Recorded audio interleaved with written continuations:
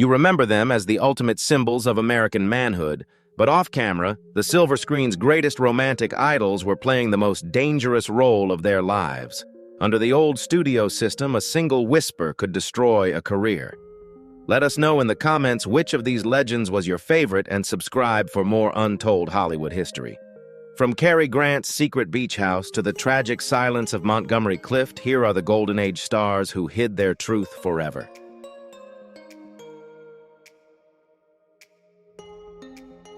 Cary Grant, the man, the myth, the mystery.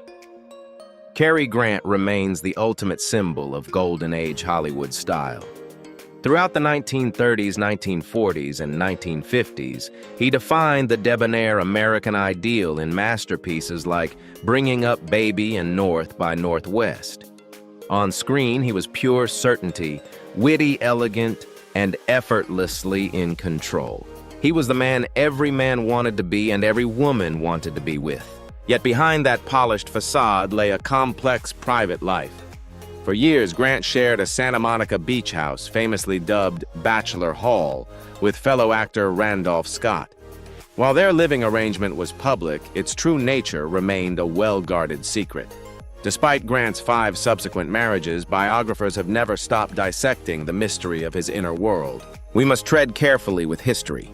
Grant never publicly identified as gay, and rumors should not be treated as settled facts.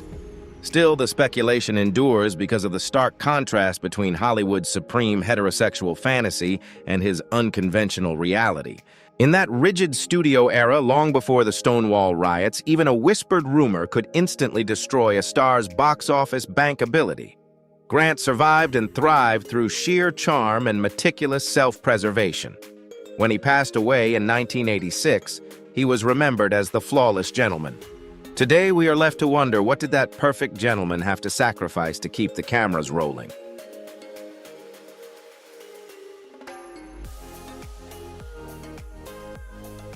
Randolph Scott, the stoic, frontier ideal. If Cary Grant was the epitome of urban sophistication, Randolph Scott was the bedrock of rugged American masculinity. Throughout the 1940s and 1950s, particularly in definitive westerns like 7 Men from Now and Ride the High Country, Scott embodied the stoic, sun-carved hero. He was the silent man of the frontier, calm, severe, and utterly dependable.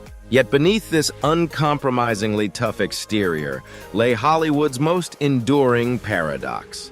Scott's decades-long bond with Grant, centered around their shared Bachelor Hall estate, fueled endless speculation. He left behind 5 decades of marriage to his wife Patricia Stillman, but absolutely no public declaration regarding his bond with Grant. Was it a deep brotherhood, a practical arrangement, or a romance that the mid-century culture refused to name? The historical record remains tantalizingly incomplete. The power of this mystery lies in the stark friction between Scott's on-screen persona and his private reality. In the rigid studio era, his brand of frontier masculinity possessed massive commercial value.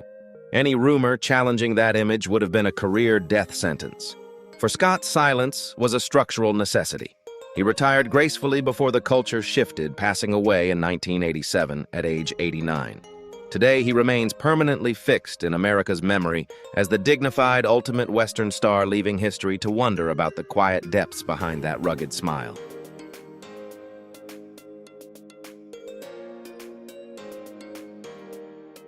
Anthony Perkins, the shadow of Norman Bates.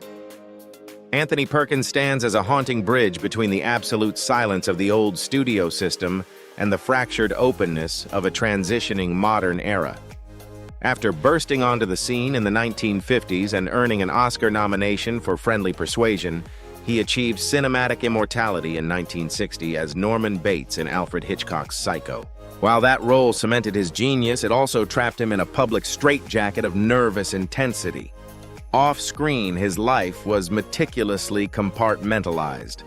Decades later, posthumous accounts and memoirs, including one by his former partner matinee idol Tab Hunter, shed light on his early relationships with men. Perkins later married photographer Barry Berenson, with whom he raised 2 sons, leading many biographers to view his life through a bisexual lens. Yet exact labels matter less than the prevailing theme of his existence: profound fear and fiercely guarded privacy. Even as Hollywood's old studio walls began to crumble, the professional cost of being openly queer remained devastating. Tragically, this culture of secrecy extended to his final days. Perkins kept his AIDS diagnosis hidden from the public eye until the very end. When he passed away in 1992 at age 60 from AIDS-related pneumonia, the world mourned the master of suspense. Today's audience, however, looks past the typecasting to remember a deeply complex man who navigated an intolerant industry with quiet, painful dignity.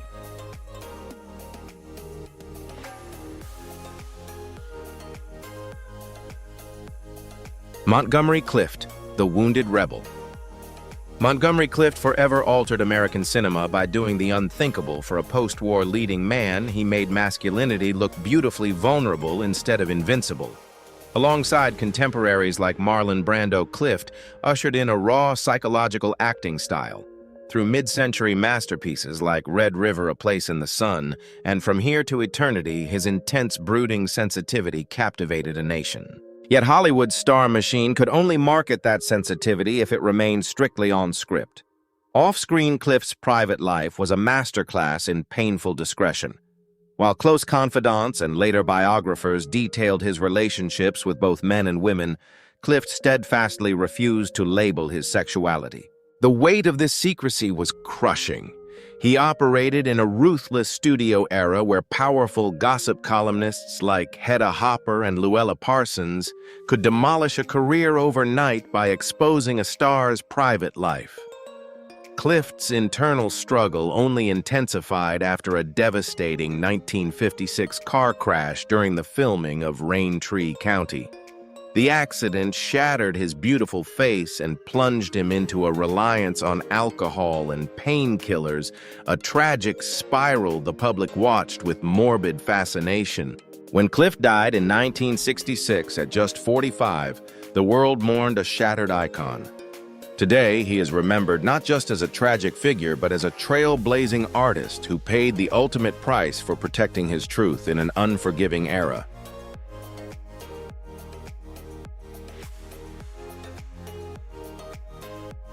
Ramon Novarro, the fallen idol of the silent screen. Ramon Novarro navigated a Hollywood far more perilous than the one inherited by later generations. In the 1920s, he skyrocketed to fame as a premier silent-era idol in Scaramouche and MGM's colossal masterpiece Ben-Hur: A Tale of the Christ. Following the tragic passing of Rudolph Valentino, Metro-Goldwyn-Mayer aggressively promoted the Mexican-born actor as the ultimate Latin lover, a highly marketable fantasy of exotic romance. Yet behind the romantic mystique lay a harrowing reality of forced concealment. Novarro was a deeply religious Catholic and a gay man living in an era defined by strict moral policing, xenophobic prejudice, and the nascent studio system's absolute control. For decades, he maintained a carefully guarded private life, hiding his relationships with men from a judgmental public. Tragically, the silence he maintained for 40 years was shattered by a horrific act of violence. In 1968, Novarro was brutally murdered in his Hollywood Hills home by two young brothers who had come to his house under false pretenses. The sensationalized trial that followed thrust his private sexuality into the headlines, exposing his vulnerability to a world that had long ignored him. Novarro's death at age 69 shocked the nation.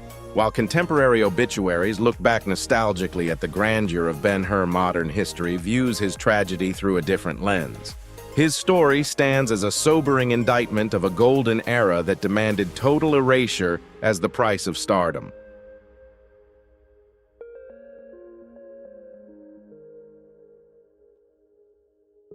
Roddy McDowall, the beloved keeper of secrets. Roddy McDowall embodied a unique kind of Hollywood silence, one wrapped not in isolation but in immense affection and ubiquity. Rising as a brilliant child star in John Ford's 1941 masterpiece, How Green Was My Valley, McDowall successfully transitioned into a lifelong adult career. He became an indelible fixture in American pop culture, starring in epic films like Cleopatra, defining the Planet of the Apes franchise as Cornelius, and conquering television and Broadway. McDowell was arguably the most well-connected, universally beloved insider in the entertainment industry. He was an avid photographer who captured intimate portraits of his famous friends, including lifelong confidant Elizabeth Taylor. Yet despite his presence in every elite social circle, his private life remained fiercely guarded. Living through the rigid studio system and well past the Stonewall riots, McDowell never publicly discussed his sexuality. For a gay man of his generation, silence was a carefully crafted armor built on impeccable professionalism and discretion. When McDowell passed away from pancreatic cancer in 1998 at age 70, the industry poured out genuine grief. Unlike other stars whose secrets were exposed by scandal, Hollywood protected McDowell out of profound respect and familiarity. Ultimately, his legacy leaves us with a poignant question. What did it mean to be warmly welcomed into every room in town while keeping the door to your own private truth permanently closed?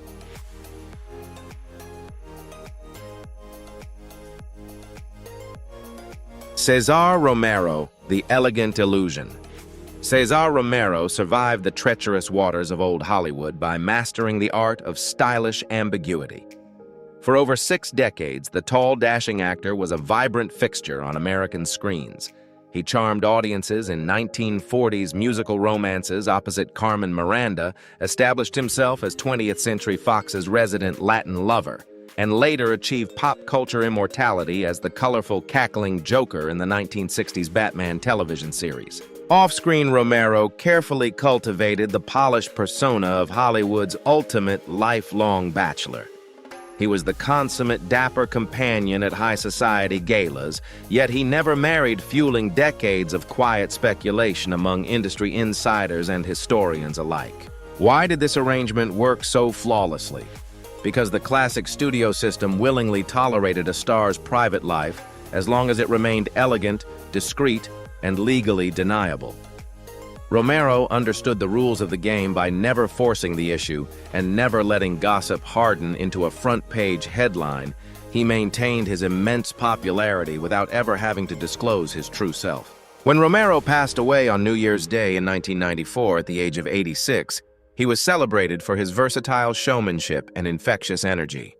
Today, his legacy offers a fascinating glimpse into a bygone era, leaving us to wonder how many legendary leading men survived simply by choosing charm over disclosure, refusing to leave a readable record for the public eye.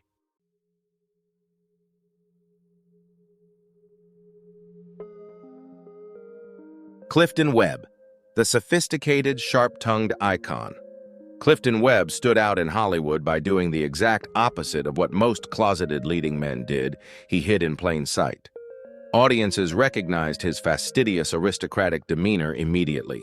In Otto Preminger's film, noir masterpiece Laura, 1944, and The Razor's Edge, 1946, which earned him Oscar nominations, he turned scathing wit, impeccable elegance, and stylized mid-Atlantic precision into an unforgettable star persona. Today, film historians easily recognize Webb's characters as classic examples of queer coding. The studio system willingly tolerated a highly specific type of mannered sophistication on screen, while fiercely policing any direct acknowledgement of homosexuality off-screen. Hollywood enthusiastically marketed his razor-sharp polish and camp-adjacent theatricality, provided those qualities remained safely categorized as eccentricity. In his private life, Webb defied standard expectations by living openly with his beloved mother Mabielle until her death, an arrangement that Hollywood columnists treated as a quirky, lifelong bachelor trait. When Webb passed away from a heart attack in 1966 at age 76, he left behind a legacy defined by theatrical brilliance. His story isn't about an explosive, career-ending scandal, but rather about the unspoken bargain between classic Hollywood and its audience. The industry permitted viewers to savor Webb's distinct flamboyance without ever forcing them to say its name aloud, allowing him to be undeniably visible, yet never truly plain.